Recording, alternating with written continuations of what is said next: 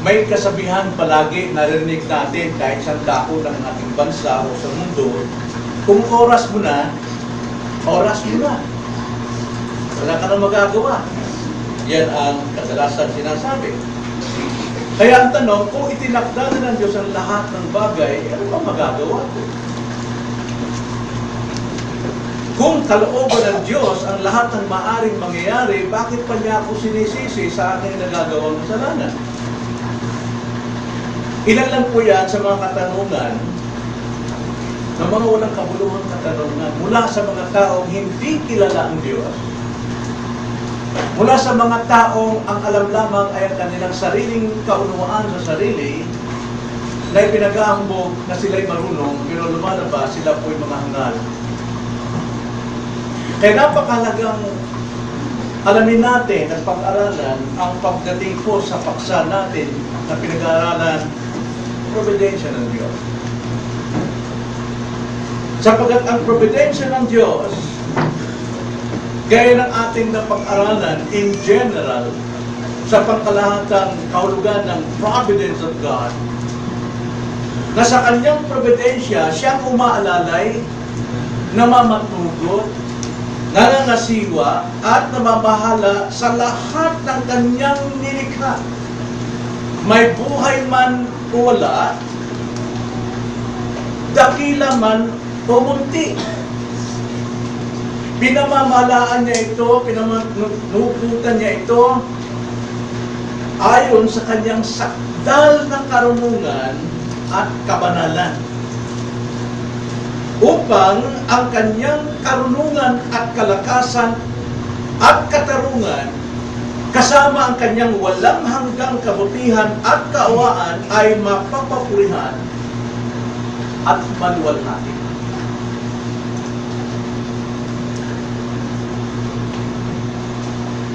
Kung ating pong sumahin po sa dalawang salita, ito pong providensya ng Diyos, ito yung maingat na pagbabantay at pagsasakatuparan nung itinakda ng Diyos bago palikhay ng mundo. Sa mga tweet, sa dalawang salita, ito kung tawagin ay God's will. Marami po mga taong nagmamarunong, hindi nila alam kung ano yung kalooban ng Diyos. Hinahanap nila palagi ang kalooban ng Diyos. Tinatanong nila palagi ang kalooban ng Diyos. At kadalasan, sa kanilang kasama at kasalanan, na kanilang tinatanggap na ang bunga ng kanilang kasalanan, sinasabi nilang, bahala na kung anong kalooban ng Diyos na tanggapin ko. Yan po ay isang tanda na hindi niya kilala ang Diyos. Kaya ito po ay napakalaga na ating maunawaan, pag-aralang maigi ang God's providence.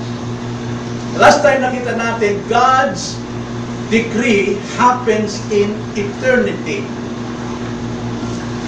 And God's providence happens in history. Kaya yung kalooban ng Diyos na hindi natin nakikita at nalalaman na kanyang tinakda sa eternidad, nalalaman natin ang resulta nito sa providensya ng Diyos na nangyayaring revealed sa atin. Kaya ang kalooban ng Diyos na lihim, ito ay inihayag sa mga hayag niyang kalooban. Napakalaga po ito. Yan po ang God's decree in general na ating napag-aralan. At natalakay din natin nakaraan ang ilang bahagi tungkol po sa ang Diyos ang unang sanhi. Lahat ng nangyayari sa ating buhay dito, ito po ay gawa ng Diyos. Gawa ng Diyos. Ngunit, sa kanyang providensya, pinahintulutan niya ang ikalawang sanhi. Lahat ng nilikha, pati tayo, na gumawa ng kanilang bahagi na hindi sila inuutusan, na hindi sila pinipilit, hindi sila dinidiktahan, kundi kusang ginagawa nila upang sa ganun maisagawa, maisakatuparan ang itinakda na ng Diyos. Yan ay makikita natin sa ating 1689 na napakalinaw na pinaliwanag, ang Panginoon ang unang sanhi ng lahat ng pangyayari. Gayunman, sa pamamagitan ng kanyang providensya, ang Diyos ay nangangasiwa ng mga ito, yung kanyang unang ginawa, unang likha, unang sanhi. Sa pamamagitan ng ikalawang sanhi, ay nagbibigay ng kanilang bahagi. God is sovereign, kasi ang secret will of God is God's sovereignty, and the revealed will of God is our responsibility. Kaya yung itinakda ng Diyos ng lihim, ay dapat natin ingatan sa ating sarili upang sa ganon makita natin ang resulta. Kung dinidisobey natin, tayo pong lumalakad sa disobedience, so therefore, inaanin natin ang consequence. Nalalantad yung kanyang kaloobang lihim dahil sa ating di pagtupad sa kalooban ng Diyos. At the same time, pagka ating tinutupad yung revealed will, inaani lamang natin yung itinakda ng Diyos na lihim na kabutihan sa mga masunurin. Kaya ang sabi, ang Diyos ang unang sanhi, pero tayo po ay mayroong katungkulan. Walang dumidikta sa atin, walang namimilit sa atin, kusa natin ginagawa. Sa totoo, bawat isa sa atin, ginaganap lamang natin ang itinakda ng Diyos na kalooban. Kung ikaw ay disobedient, ginaganap mo lamang ang iyong kinabukasang kapamakan. Pag ikaw'y masunurin sa Panginoon, ginaganap mo lamang yung itinakdang kabutihan para sa iyong kinabukasan at sa iyong mga anak. So nakita ninyo ang providensya ng Diyos. Kaya nga, sa pauna pa lamang, nilikha tayo ayon sa wangis ng Diyos. Right? Upang sa ating paglakad sa mundong ito, taglay natin larawang yan nang sa ganon gawin natin kung ano yung kaloobang mabuti ng Diyos para sa atin. Kaya ngayon, ating titignan ang paggamit ng Diyos ng kasangkapan. Okay? Natalakay na natin ito. Paggamit natin o paggamit ng Diyos ng kasangkapan. So balikan ko, ayon sa 1689, chapter 5, paragraph 2, walang nangyayari na nagkataon lamang at hindi sakop ng kalooban ng Diyos, lihim at ayan. Tulad po ng palabunutan, di ba? Ang sabi po sa palabunutan, Proverbs 16:33, ang pagsasapalaran ay inihagis sa kanlungan. Sino naghahagis? Ikalawang sanhi, tayo. Ngunit mula sa Panginoon ang buong kapasyahan. Doon pa lamang sa kanyang lihim na kalooban, may kapasyahan ng Diyos. Pero tayo may bahagi. Ginagawa natin ang palabunutan, walang nagdidikta sa atin, walang namimilit sa atin, pero ginagawa natin ang palabunutan. Kaya ano bang resulta ng palabunutan? Nasa kapasyahan ng Diyos. Kung pandaraya ang ginawa mo, yun ang kapasyahan ng Diyos na anihin mo kung bunga ng iyong pandaraya. Kung pagsusugal, anihin mo rin, maaaring mamatay ka, hudapin ka, harangin ka. Yun ang resulta. Okay? Pero kung nagmamasipag ka, hindi ka gumagamit ng anumang mga bagay na panlilin lang, ang sabi sa Biblia, asenso ka. Pagpapala ay sa iyo. Tulad din ng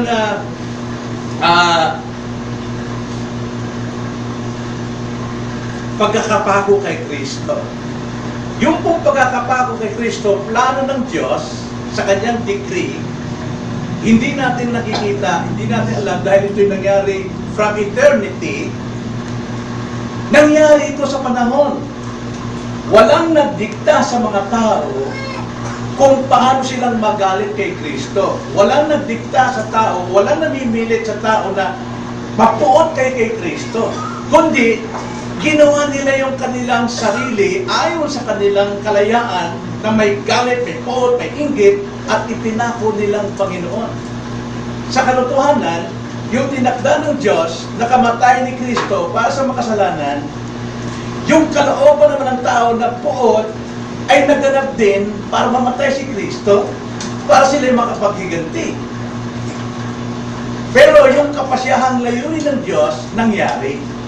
Tingnan yung sabi sa Acts chapter 2 verse 23. Siya, ang Diyos, o si Kristo, siya na ibinigay sa takdang pasya at paunang kaalaman ng Diyos. That is His God's decree, yung kanyang foreknowledge. Okay? Ay inyong ipinako. Mga tao ang nagpako. Malaya sila.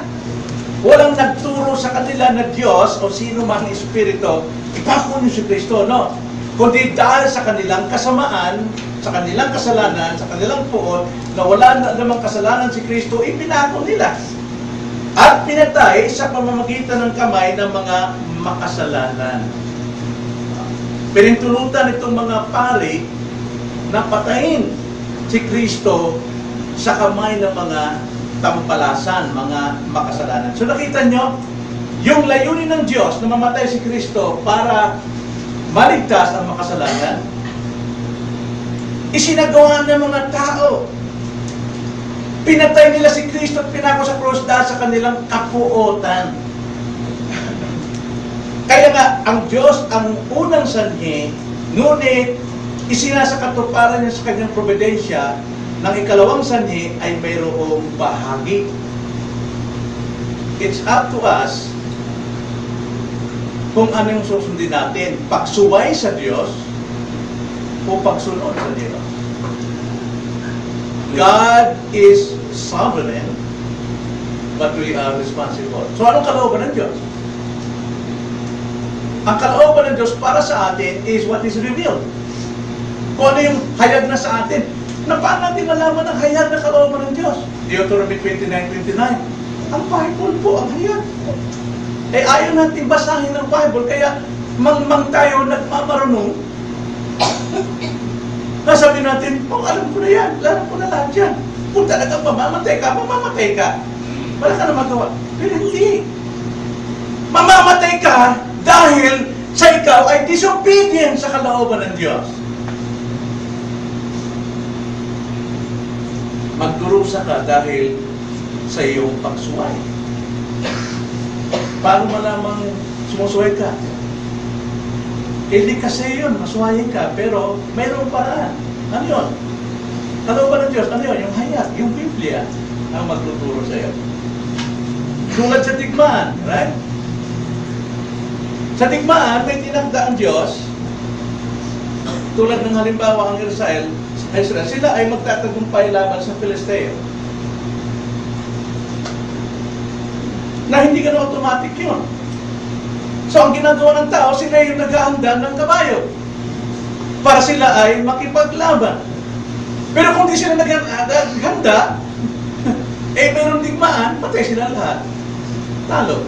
Pero dahil inihanda nila, nanalo sila. Nasa Diyos ang kapasyahan. Pagkatalo o pagkapanalo, nasa tao ang katungkulan na ihanda.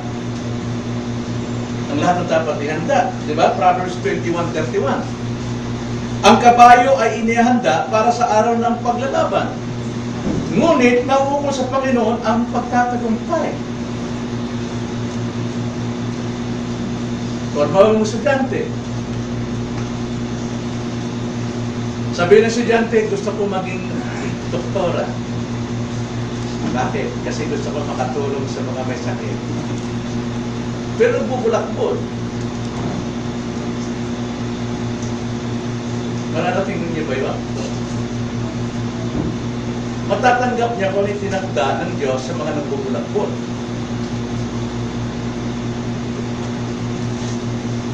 Kapatid ko, si Junior, araw, sabi niya, anong gusto mong maging, John? Hindi ko alam kung si Junior na ba, si Remy o si Teddy. Kaya sabi niya, gusto kong maging konduktor. Bakit konduktor? Madali ang pera. Bigyan ko pa rin yung pera. Hindi ko alam kung let's start sa mga kapatid ko. Meron tayong mga kanya-kanyang pangarap. Ako rin, may pangarap ako. Pero pulang pulero. Ano nangyari? Hindi ko alam. Kaya nga, nasa Diyos ang kapasyahan, pero mayroon kang bahagi. Sa pagbagsak o sa pagtatanggap. Sa eleksyon, right? Sa eleksyon, may tinakda ng Diyos kung sino magiging presidente. Si Presidente Duterte. So, ano pong ginawa ng mga candidate? Aba, lahat ng klase ng makinaryang ginagamit ay ginamit na. Yung isa, talagang tinayo ng mga tao. Yung isa naman, gumastos ng bilyon para manalo. Pero nasa Diyos ang kapasyahan. Sabi ng mga Pilipino ngayon, nagkamali yata tayong piniling presidente. Hindi. Yun ang lumabas sa kalooban ng Diyos. Dahil yun ang kailangan ng bansa natin. Sobrang kabulukan. So ang Diyos ay gumagamit ng kasangkapan. At sa kanyang paggamit sa kasangkapan, napapaloob dyan ang law of nature o physical law at saka cause and effects. Pero kadalasan sa tao ngayon, yung law of nature ang sinasamba. Instead, hindi mangyari yung law of nature kung hindi ito nagmula sa Diyos. Ano po yun? Kung anong tinanim mo, siya mong aanihin. Diba? Yan ang law. Yan ang batas ng kalikasan. Mayroong cause and effect. Pero dahil sa katalinuhan ng tao, siyensya na ang kanilang pinaniwalaan. Tulad ng salita ng Diyos. Salita ng Diyos, ang siyang kasangkapan ng Panginoon upang maligtas ang tao at upang mapatibay ang tao at upang magkaroon ng pananampalataya ang tao. Wala pong ibang kasangkapan ng Diyos yan. Tulad ng ulan, ang kasangkapang ginamit ng Diyos para ang tigang na lupa ay lumambot at tubuan ng mga damo at mga halaman at ito'y magbunga para sa kapakinabangan ng mga tao. Ang Diyos ay gumamit ng kasangkapan, ulan. At dahil may ulan, yun ang cause, ang effects, may bunga. Tingnan yung sabi sa Isaiah 55, verse 10 hanggang 11. Sapagkat kung paanong ang ulan at ang niyebe ay bumabagsak mula sa langit at hindi bumabalik doon, kundi dinidilig ang lupa at ito'y pinasisibulan at pinatutubuan at nagbibigay ng binhi sa maghahasik at pagkain sa kumakain. Ulan ang ginamit ng Diyos. Hindi magic. Hindi magic. Kaya nga ang mga magsasaka laging nananalangin ng ulan. Ganon din ang salita. Diyan ay kinumpara yung salita. Ang sabi, magiging gayon ang aking salita na lumalabas sa bibig ko, bagamat tao nangangaral pero nagmula sa Diyos yan, hindi ito babalik sa akin na walang bunga, kundi gaganapin ng ayon sa layunin ko, ayon sa layunin niya, at magtatagumpay sa bagay na kung saan ay sinugo ito. At tignan nyo, ang salita ng Diyos mula sa kanyang bibig, pero ipinapangaral ng mga ngaral. May hambing natin sa sikat ng araw. Sapagkat ang sabi ng Panginoon dyan, gaganapin ang ayon sa layunin ko. Yung layunin ng Diyos, ipalagay natin sikat ng araw. Yung sikat ng araw ay nagpapatigas ng putik. Ngunit, nagpapatunaw ng mantikilya. Okay?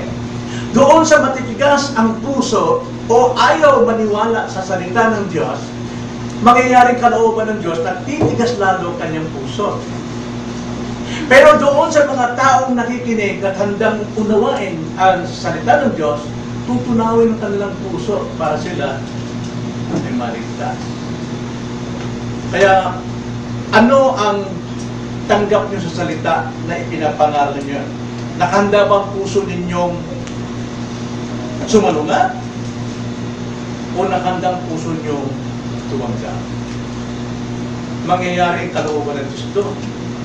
Ang layunin niya. Maaring matitigasan ng puso mo para tuloy ka mapahamak. O yung maaari yung matigas na puso mo, pinalalambot ng Panginoon para ikaw'y maligtas. Yan po yung law of nature. Cause and effect. Pag hindi ka nagsisi, yun ang cause, hindi ka mapapatawad. Right? Luke chapter 13 verse 3. Nasabi ni Jesus Christ, sinasabi ko sa inyo, hindi. Subalit malibang kayo'y magsisi, mapapahamak din kayong lahat tulad nito.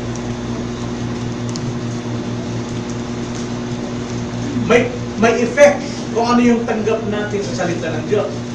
Kung ang salita ng Diyos, sinasabi natin sa ating puso, kalokohan niya, mapapahamak ka. Pero kung ang tanggap mo sa salita ng Diyos, ako, nakasal na ko, kailangan ko yung tanggapin ko at magsisip. Maligtas ka. Cause and effect. And that is the law of nature.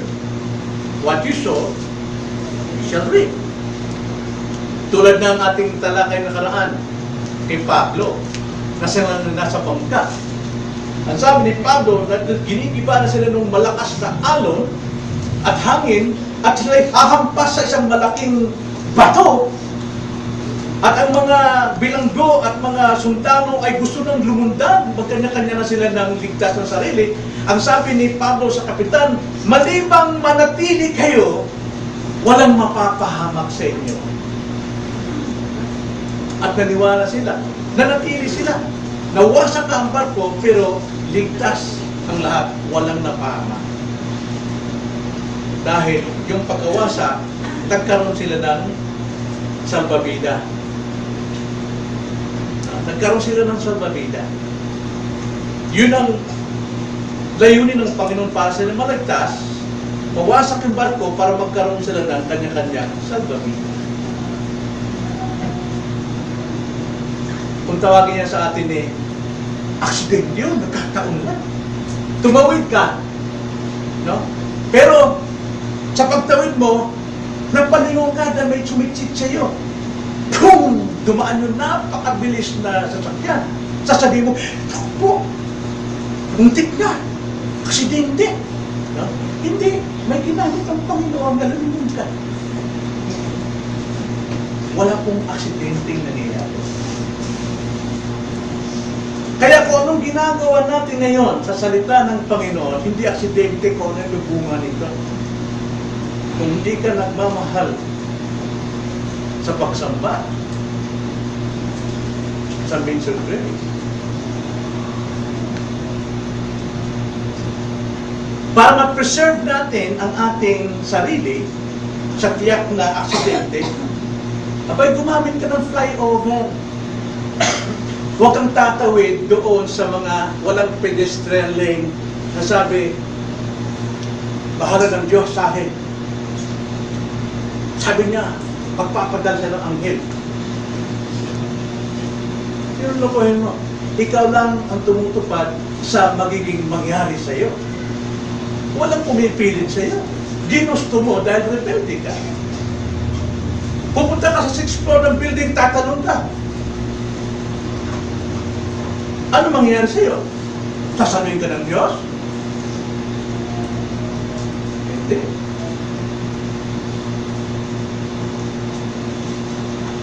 Cause and effect.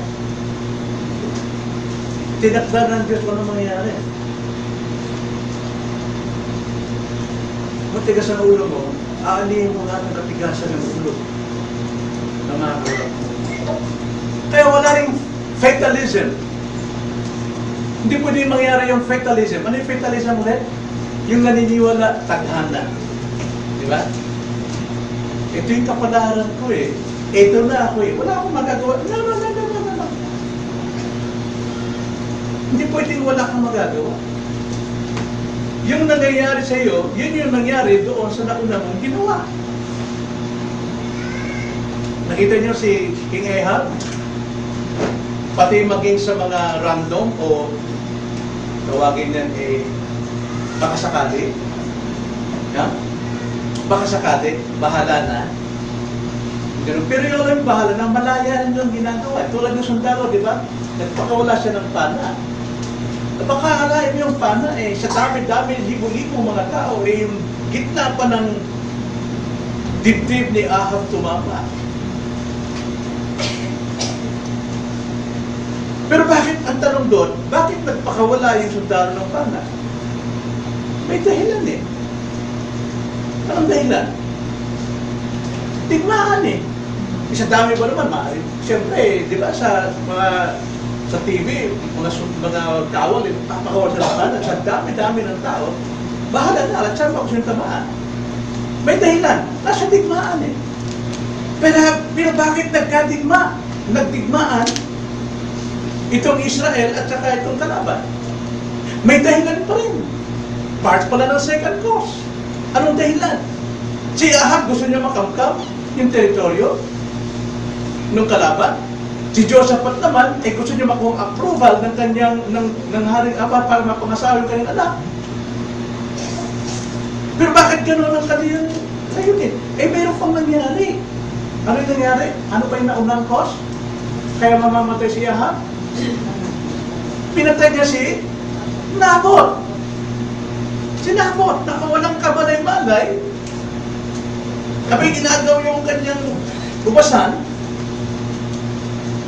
At ito naman si Jezebel, mahirap talaga pag-asawa ang nanuna eh. Gumawa ng dahilan, mga sinungaling, napatay si Nabot. Nag-awa-awang tao, nahusgahan ang lahat ng buong bayan. Kaya ang dugo niya, natiwangwang doon, hinihimod ng aso. Dumating ang Diyos kay Elijah, ang sabi ng Diyos, Elijah, sabi mo kay Haring Ahab, kung ano nangyari sa dugo ni Nabot na hindi mo ng aso, dito rin sa lugar na ito, hihimurin ang dugo niya ng aso. Yun yung nakatakay. Mayroon siyang ginawa. Some 3 years ago o 4 years ago, anong ginawa natin noon? Hindi maaaring kikindatan lang ng Diyos at okay lang na. Pero ang kamatayan talaga ni Ahab, nangyari na sa eternidad. Either obedience or disobedience. Sa palagay nyo, kung si Ahab ay naging mabuting hari, mamamatay ba siya? Natural. Pero ganun bang klaseng kamatayan? Palagay ko hindi. Walang aksidente. Lahat may cause. May dahilan. Kung ano yung naari mo ngayon, yun yung nangyari noon. Pero sa isang Kristiyano, ano mang nangyari sa atin noon at pinagsisihan natin, lahat yan ay hindi parusa, kundi yan ay pagsubok na lamang. Kung paano ka, kung saan ka magtitiwala sa iyong past, o sa Panginoon na nagpatawad sa iyo sa lahat ng iyong nagawa. So walang alatsamba, walang aksidente. Napakahalaga po na maunawaan natin, malaman ang revealed will ng Panginoon. Yung hayag. Ano ba yung hayag? Ito po, lahat po ng maaaring mangyari noong mga nakatagong o lihim na kalooban ng Diyos, inihayag dito ng Panginoon kung paano tayo mamuhay. Nang sa ganon, anihin natin yung kanyang tinakdang lihim sa mabuti man o masama. Kung disobedient ka rito, pawang kasamaan, pawang kamalasan, pawang sakit ng puso, ang iyong maranasan. Pero kung sumusunod sa Panginoon, maaaring may mga sakit din sa puso, pero mayroon kang kagalakan at katiyak. Yan po yan. Kaya sabi sa Deuteronomy 29:29, anong sabi yung salitang yun? The secret things belong to the Lord our God, but the things that are revealed, ito, belong to us and to our children. Kaya nga pati mga anak natin, dapat gabayan natin itong salita ng Diyos. Ito ituro natin para maalam nila, bantayan ang kanilang mga ugali. Okay? Belong to our children forever, that we may do all the words of this law. This is the revealed will of God. Pero, alam nyo,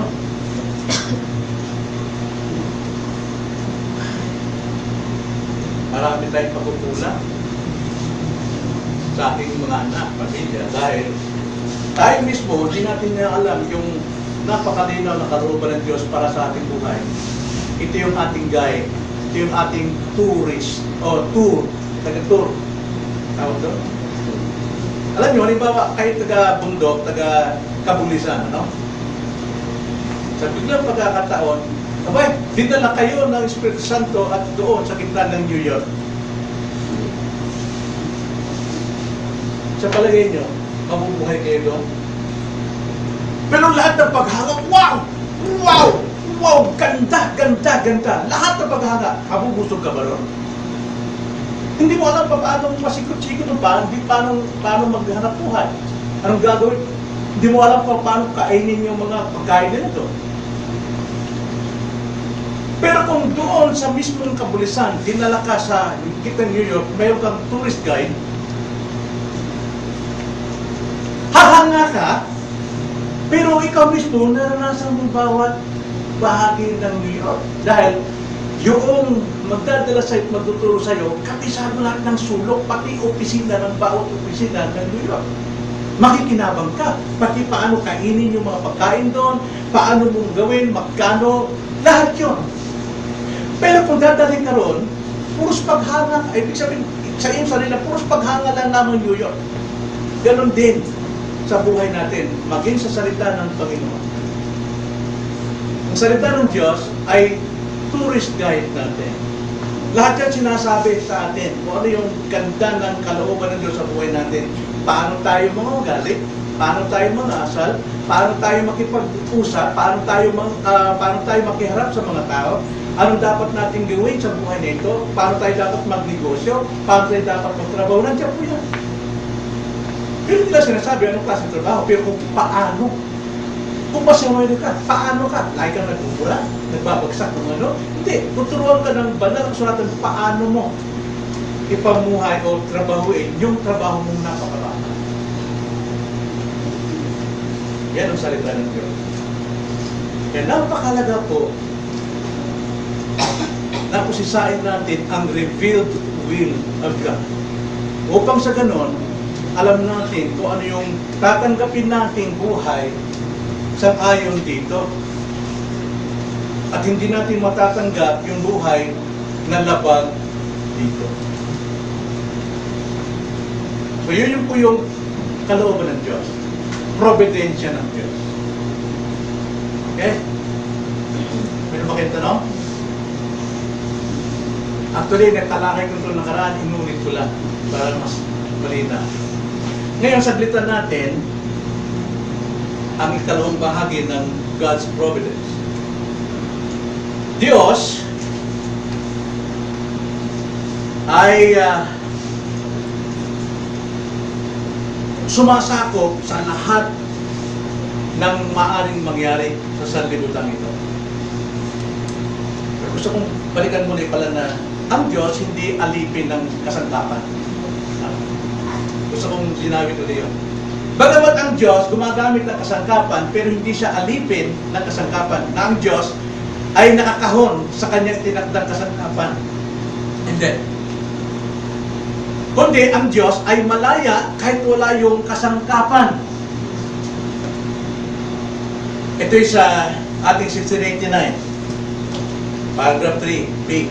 Ngunit siya ay malaya na gumawa kahit wala ang mga ito o higit sa kanilang kakayahan o salungat sa kanilang kalikasan. Pag sabing hindi alipin ng Diyos sa kasangkapan, huwag nating gawin ang lahat ng ginagawa natin na para bang kung hindi natin magawa isang bagay na yon ay hindi tayo sasagutin ng Panginoon. Like for example, sa prayer natin, wala tayong alam ng panalangin kundi yun din. Huwag natin isipin ng Diyos ay nakakahon dyan sa ating panalangin ganun paraan. Dapat tayo lumagos panalangin. Dahil ang Diyos, gumagawa siya kahit walang kasangkapan. Tulad halimbawa ng kaligtasan, right? Sa kaligtasan, walang bahagi ang tao. Kalooban ng Diyos lang. Kung tawagin niya rin, biyaya lamang ng Diyos. Siya ang nagbigay ng kanyang anak, si Jesu Cristo. Okay? At si Cristo ang namatay sa krus ng Kalbaryo. At yun ang katuparan ng kaligtasan. Kumbaga, ang mga tao, ginagawa nila yung kanilang malayang kalooban na patayin si Jesus, pero hindi rin bahagi ng pagdaligtas ng Diyos. Hosea 1:7, ito ang pagkakasabi. Ngunit ako'y maawa sa sambayan ni Juda, at ililigtas ko sila sa pamagitan ng Panginoon nilang Diyos. Ang sabi ng Diyos, siya'y maawa sa kanyang habag. Ililigtas sila sa pamagitan ng Panginoong Diyos. Ang dalawang Diyos dito, isang nagsalita at isang Panginoong Diyos na tinutukoy na magliligtas. Sa palagay yung sino yun?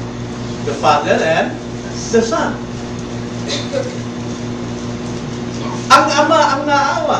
God loves the world. So He sent His only Son, ang Panginoong Diyos. Hindi ko sila ililigtas sa pamagitan ng busog. Busog po yung pana. No? Ibig sabihin, ang tao, hindi sila maligtas sa anuman kanilang kakayanan. Relihiyon, pagsisimba, pagtikika, hindi yon ang makapagligtas. Kundi ang Diyos ang kawaan. Sinugo niya kanyang anak. Hindi sa pamagitan ng busog, o sa pamamagitan man ng taba, o sa pamagitan man ng digmaan, o sa pamagitan man ng mga kabayo, o sa pamagitan man ng mga kabayo. Walang bahagi ang tao pagdating sa kaligtasan, kundi ito ay awa ng Diyos, kaya ibinigay niya si Kristo. Walang kasangkapan ang Diyos. May kasangkapan din. Sino? Si Kristo. Hindi kasangkapan si Kristo. Siya yung Diyos na nakapagligtas na hindi kailangan ang gawa mo. Hindi kailangan ang pananampalataya mo. Hindi kailangan ay yung paniniwala mo. Hindi kailangan yung pagsisisi mo. Si Kristo ang tagapagligtas. At siya rin ang nagbibigay ng totoong pananampalataya at totoong pagsisisi upang ikay makapananampalataya at ikay makapagsisi. Lahat ay mula sa Diyos at gawa ng Diyos. From the beginning, from start to the end. Lahat ay sa Diyos. Kaya walang may pagmamalaki ng tao. Yung pagsilang kay Jesus, gumamit ba ang Diyos ng kasangkapan? Hindi. Tingnan nyo ang sabi sa Luke chapter 1 verse 34 to 35. Dumating yung anghel kay Maria. Kay Maria na, Maria, pinagpala ka sa lahat ng babae. Ikaw ay mga anak ng isang batang lalaki. Tatawagin siyang anak ng Diyos. Tatawagin siyang anak ng Diyos. Pero sabi mo, paano ako magbubuntis? Paano ako mga anak? Wala pa akong karanasan sa lalaki. Wala pa akong kilala. Lalaki. Dahil sagot dito, 34, paano mangyayari ito? Samantalang ako'y wala pang nakikilalang lalaki.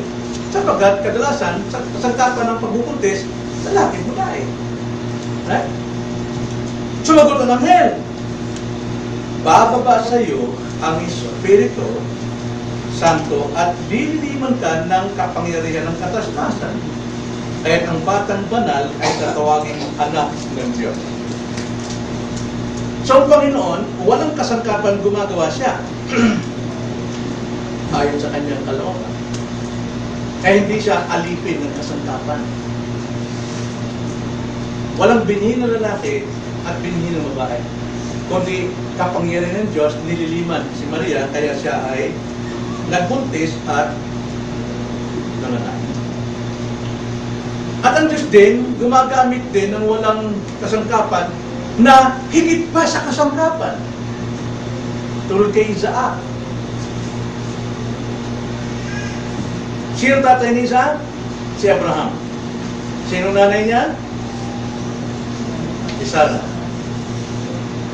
Pero si Abraham, matanda na. Diba? Matanda na siya.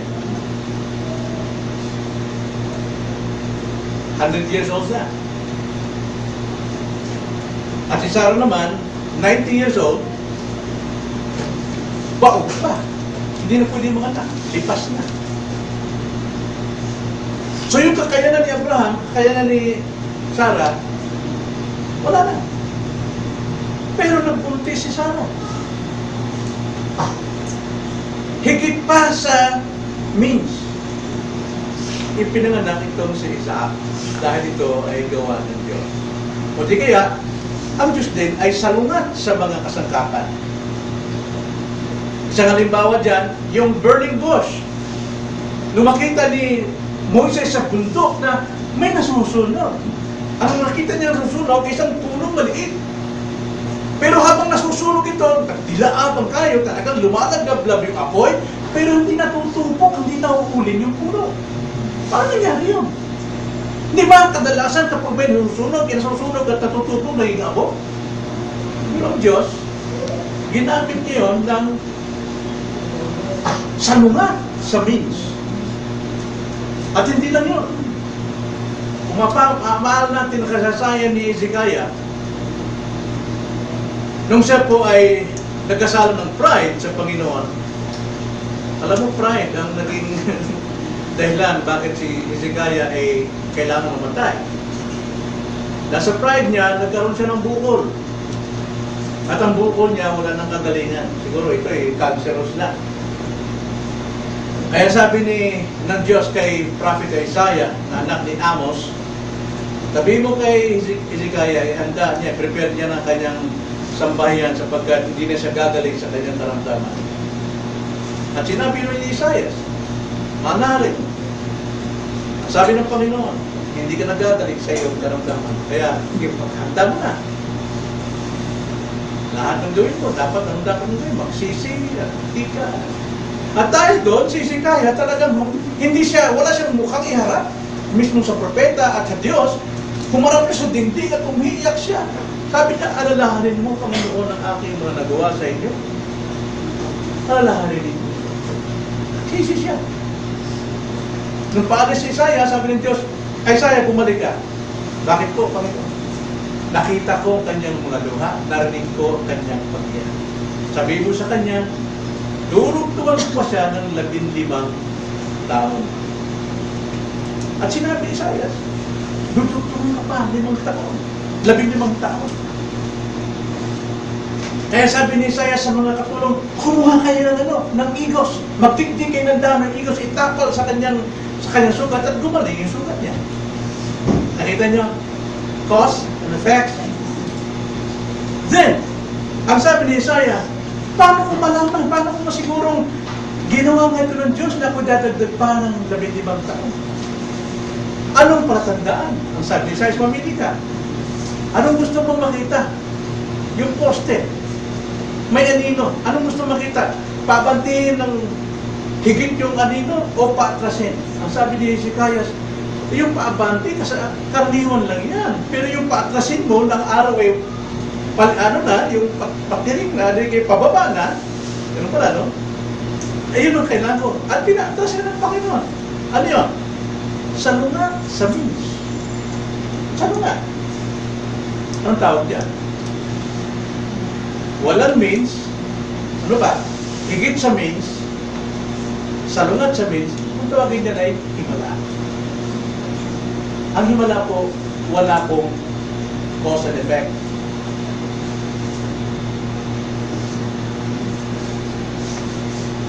Kung gumaling ka sa karamdaman, hindi himala, mayroong cause, may gamot eh. Talagang tumama yung gamot. Kaya ang epekto, gumaling ka. Pero, alam natin, kagalingan sa Panginoon pa rin. Pero pagdugtong ng buhay, lalo na, Diyos pa rin yan.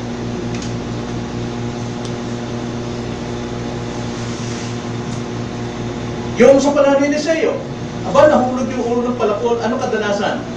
Ano nangyari pag nahulog ng palapon sa ilog? Babaon yun.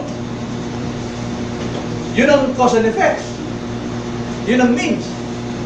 Pero ang Panginoon, hindi. Salungat siya sa means, pinalutang niya. Akalain mo yun? Pinalutang niya. Yung tatlong magkaibigan, si Shadrach, Meshach at Abednego, tinapon sa pugon. Ano ang means? Dapat masunog sila. Pero ano nangyari? Nagsasayaw pa. Sabi sa Syriac Bible, nagsumasayaw at nagpupuli sa Panginoon. Sinamahan sila ng anak ng Diyos. Kaya napakalaga po, mga kapatid, na maunawaan natin ang revealed will ng Panginoon. I hope, umaasa ko na naunawaan nila. Kaya yung pong salita na ating natutunan, God is sovereign, we are responsible. Kaya nga sa Old Testament, don't. Pero sa New Testament, sa law of Christ, love, pray, do good. Wala na po yung don't. Kasi ang utos sa atin as an image bearer of God, igawin natin yung anong dapat gawin sang-ayon sa kanyang salita. Kung may kagalit ka, sabi sa Old Testament, tumuhiganti. Sabi ni Kristo, love your enemy. Pray for them. Kaya ang udyok sa atin ngayon, sa ating buhay bilang Kristiyano, gawin natin ang mga bagay na nais gawin ng iba sa atin. Ang bisbet, gawin natin ang mabuti sa iba na siyang gusto nating mangyari na ginagawa ng iba sa atin. Tayo yung laging mag-i-initiate. Tayo yung laging gumawa ng mabuti. Gusto mo lumago? Makinig ka ng preaching. Makinig ka ng Bible study. Magbasa ka ng Biblia. Mag-pray ka. Gusto mong maligtas ang iyong mga kamag-anak? Pray for them. And share the Word of God. Pinakailangan. Gusto mo ng gabay ng Panginoon? Pray. Manalangin. Huwag kalimutan. Busy ako, Pastor. Wala akong pakialam kung busy ka. Importante ba kung wala akong pakialam kung importante? Mas importante na ikaw ay makausap at kausapin mo ang hari ng mga hari, Panginoon ng Panginoon, higit pa sa iyong trabaho. Yan po, Kristiyano. Kaya wala po talaga tayong madadahilan eh. Bakit hindi tayo makasabay? Marami tayong ginagawang mga maliit na dahilan para ilusot yung ating pagkamakasalanan at didisobey tayo para hindi natin magawa ang kalooban ng Diyos. Aanihin mo kung ano yung nariyan. Upang tayo maging isang mabuting tao ng Diyos, mamumuhay sa kabanalan, makinig ng pangangaral, magbasa ng salita, mag-share ng salita, manalangin, magsisi sa iyong kasalanan, magtiwala sa lahat ng sandali. gumawa ng mabuti sa iyong kampo, magtrabaho ng masipag, magtrabaho ng katapatan. Hindi ko binanggit yung huwag kang mandaya. Huwag. Hindi, ang utos ng Panginoon, magtrabaho ka ng tapat. Pakihirapan mo mabuti ang mga taong masama ang ugali nila sa iyo. Magtiis ka. Yan po actually ang tinuturo ng doktrina ng gospel. Let us pray. Panginoon, salamat po, Ama, na kulang po ang aming oras para talikayin po ang iyong kabutihan sa aming buhay. Ngayon pa man, nasa amin po lahat ng panahon, lahat ng araw, na amin itong pag-aralan at unawain mabuti upang sa ganon, huwag kami magkasalang laban sa inyo. Ang mga natutunan namin ay aming tanim sa aming puso. Ito'y pakamahalin. Upang sa lahat ng ginagalawan namin, saan mang bahagi ng buhay, anumang panahon, anumang antas, ay may sasagawan namin ang iyong kalooban. Nang sa ganon, ay matanggap namin ang tinagdan yung kalooban sa kabutihan at hindi po doon sa kasamaan. Maraming salamat po, Ama, kung ang dalangin sa pangalan ng Panginoon.